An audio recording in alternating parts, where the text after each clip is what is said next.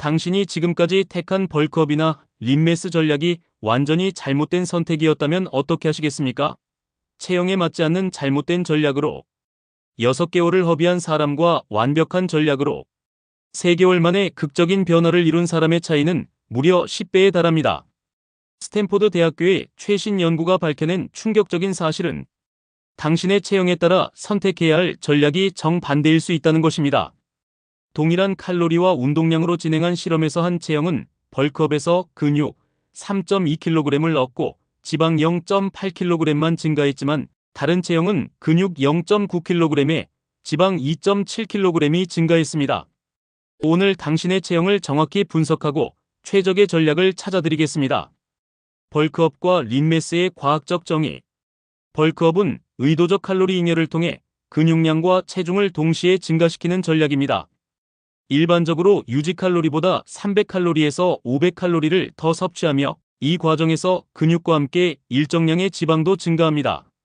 목표는 최대한 빠른 근육량 증가이며 지방 증가는 감소하는 접근법입니다. 림매스는 최소한의 지방 증가로 근육을 늘리는 전략입니다. 유지 칼로리에서 100칼로리에서 200칼로리만 추가하거나 때로는 정확한 유지 칼로리로 진행합니다. 이 과정은 느리지만 체지방률을 낮게 유지하면서 근육을 증가시킬 수 있습니다. 하버드 의과대학의 연구에 따르면 벌크업은 근육 단백질 합성을 최대 45%까지 증가시킬 수 있지만 지방 축적도 동시에 일어납니다. 반면 림매스는 근육 단백질 합성 증가폭이 25% 정도지만 호르몬 환경이 더 안정적으로 유지됩니다. 체형 분류와 대사적 특성. 체형은 크게 3가지로 분류됩니다. 웹의 여평은 마른 체형으로 빠른 신진대사와 높은 인슐린 감수성을 특징으로 합니다. 이들은 음식을 많이 먹어도 쉽게 살이 찌지 않으며 근육을 붙이기 어려워합니다. 전체 인구의 약 25%가 이 체형에 해당합니다. 중배 여평은 균형 잡힌 체형으로 적당한 신진대사와 우수한 근육 발달 능력을 가집니다. 운동에 대한 반응이 가장 좋고 지방과 근육 모두 적절히 조절할 수 있습니다. 전체 인구의 40% 정도가 이에 해당합니다. 4배 여평은 통통한 체형으로 느린 신진대사와 쉬운 지방 축적을 특징으로 합니다. 근육은 쉽게 늘지만 지방도 빠르게 축적되어 체중 관리가 어렵습니다. 전체 인구의 35%가 이 체형입니다.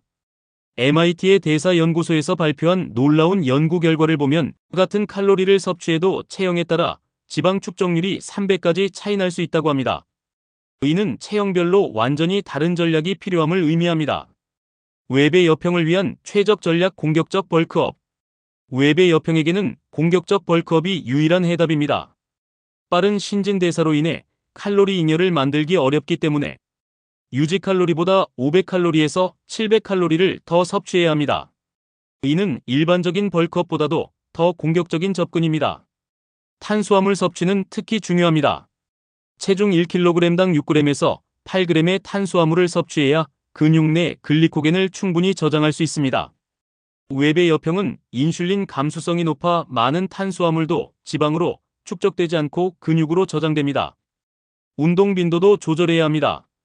과도한 운동은 이미 빠른 신진대사를 더욱 가속화시켜 칼로리 적자를 만들 수 있습니다. 주 3회에서 4회의 웨이트 트레이닝과 최소한의 유산소 운동이 적합합니다. 캘리포니아 대학교의 12주 실험에서 웹의 여평 참가자들이 공격적 벌크업을 실시한 결과 근육량 4.1kg 증가에 지방 1.2kg만 증가하는 놀라운 결과를 보였습니다. 이는 다른 체형에서는 불가능한 비율입니다. 중배 여평을 위한 균형 전략 주기적 접근법. 중배 여평은 가장 운 좋은 체형입니다. 벌크업과 림매스 모두 효과적이지만 가장 최적의 결과를 위해서는 주기적 접근법을 사용해야 합니다. 8주에서 12주 동안 적당한 벌크업을 진행한 후 4주에서 6주간 미니 커팅을 하는 방식입니다.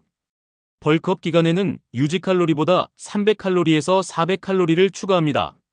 이는 웹의 여평보다는 보수적이지만 4배 여평보다는 공격적인 수치입니다. 이 기간 동안 집중적으로 근육량을 늘립니다.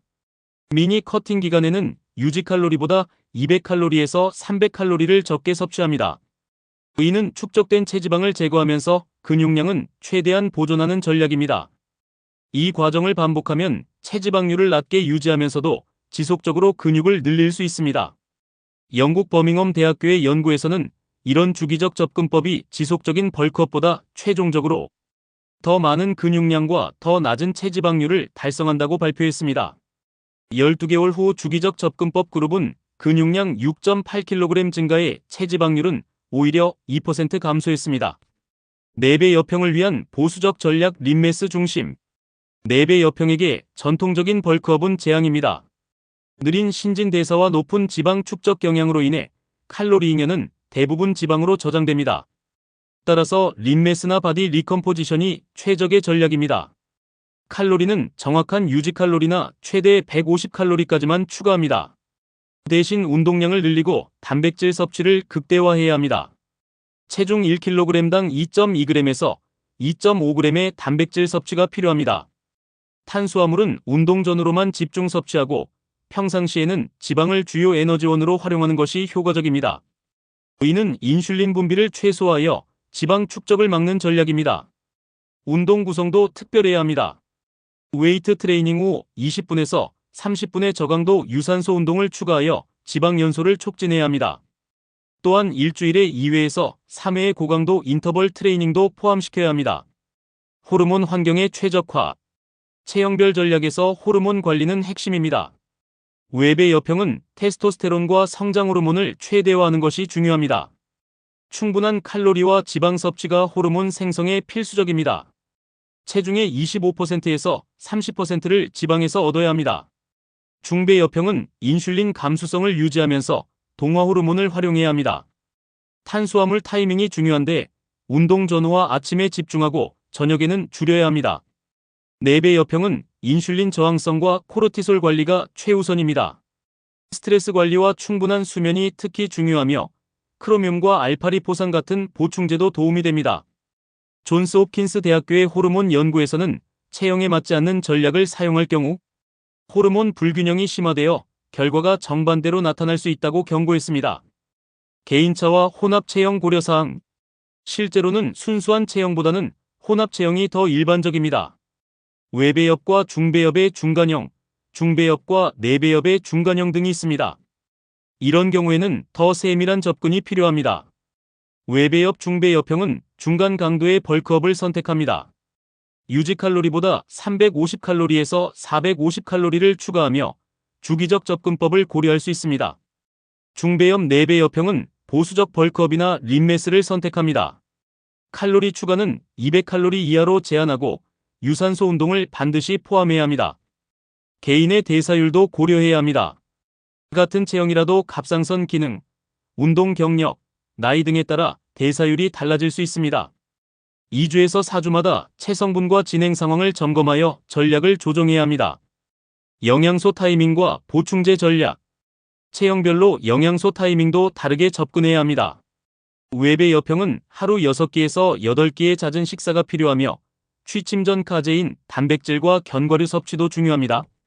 중배 여평은 운동 전후 영양 타이밍에 집중해야 합니다. 운동 1시간 전 복합 탄수화물과 단백질, 운동 후 30분 이내. 단순 탄수화물과 유청 단백질 섭취가 핵심입니다. 4배 여평은 간헐적 단식이나 탄수화물 사이클링을 고려할 수 있습니다. 운동하지 않는 날에는 탄수화물을 최소화하고 운동하는 날에만 충분히 섭취하는 방식입니다.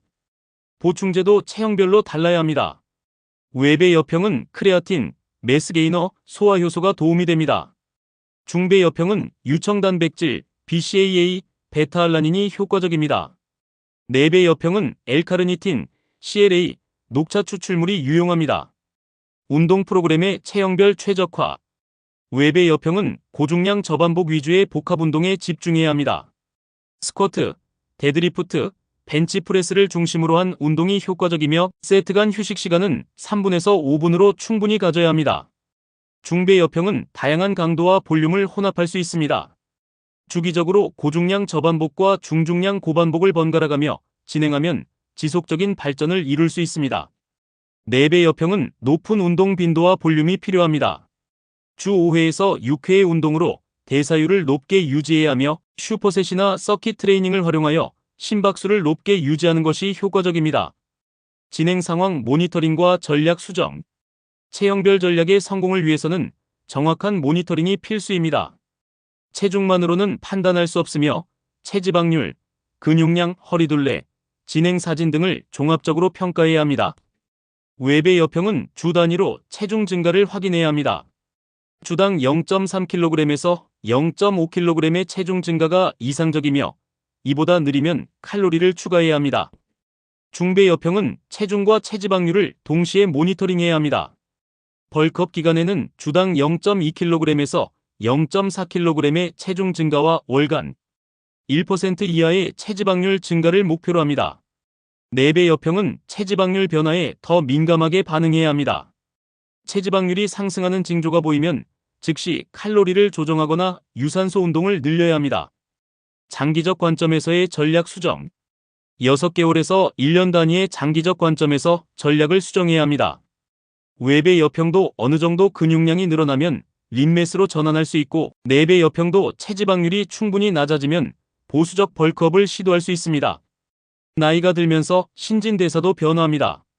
30대 이후에는 대사율이 연간 2%씩 감소하므로 전략도 점진적으로 보수적으로 바꿔야 합니다. 운동 경력도 중요한 변수입니다. 초보자는 뉴비 게인 효과로 체형에 관계없이 빠른 근육 증가를 경험할 수 있지만 중급자 이상에서는 체형별 특성이 더욱 뚜렷해집니다. 실패 사례와 성공 사례 분석. 잘못된 전략을 선택한 실패 사례들을 분석해보면 공통점이 있습니다. 내배 여평이 공격적 벌크업을 시도해 6개월 만에 근육 2kg, 지방 8kg을 늘린 경우나 외배 여평이 림매스를 고집해 1년 동안 근육 증가가 거의 없었던 경우가 대표적입니다. 성공 사례들은 정반대입니다. 외배 여평이 공격적 벌크업으로 1년 만에 근육 12kg을 늘린 경우 중배 여평이 주기적 접근법으로 체지방률을 유지하면서 근육 10kg을 늘린 경우 내배 여평이 림매스로 근육 7kg을 늘리면서 체지방률을 3% 감소시킨 경우가 있습니다. 3개월 후 당신이 경험할 변화. 올바른 체형별 전략을 적용한 3개월 후 당신이 경험하게 될 변화는 극적입니다. 외배 여평은 처음으로 체중계 숫자가 의미있게 증가하는 것을 보게 될 것입니다. 옷이 어깨와 가슴 부위에서 조이기 시작하고 주변 사람들이 체격 변화를 알아차리게 됩니다. 중배 여평은 균형 잡힌 발달을 경험하게 됩니다. 근육량은 늘어나지만 복근은 여전히 보이는 상태를 유지할 수 있고 운동 능력도 전반적으로 향상됩니다. 내배 여평은 가장 드라마틱한 변화를 경험합니다. 체중은 크게 변하지 않지만 거울 속 모습이 완전히 달라집니다. 얼굴이 갸름해지고 허리선이 뚜렷해지며 근육의 정의가 점점 선명해집니다. 무엇보다 중요한 것은 정신적 변화입니다. 체형에 맞는 올바른 전략을 따르면 꾸준한 발전을 체감할 수 있어 운동에 대한 동기와 자신감이 크게 향상됩니다. 당신의 체형을 정확히 파악하고 맞춤형 전략을 선택하세요. 3개월 후 거울 속 자신의 모습에 깜짝 놀라게 될 것입니다. 더 이상 잘못된 길로 시간을 낭비하지 마세요. 더 자세한 체형 분석과 맞춤 전략이 궁금하다면 구독 버튼을 눌러주시고 좋아요와 알림 설정으로 최신 피트니스 과학 정보를 놓치지 마세요.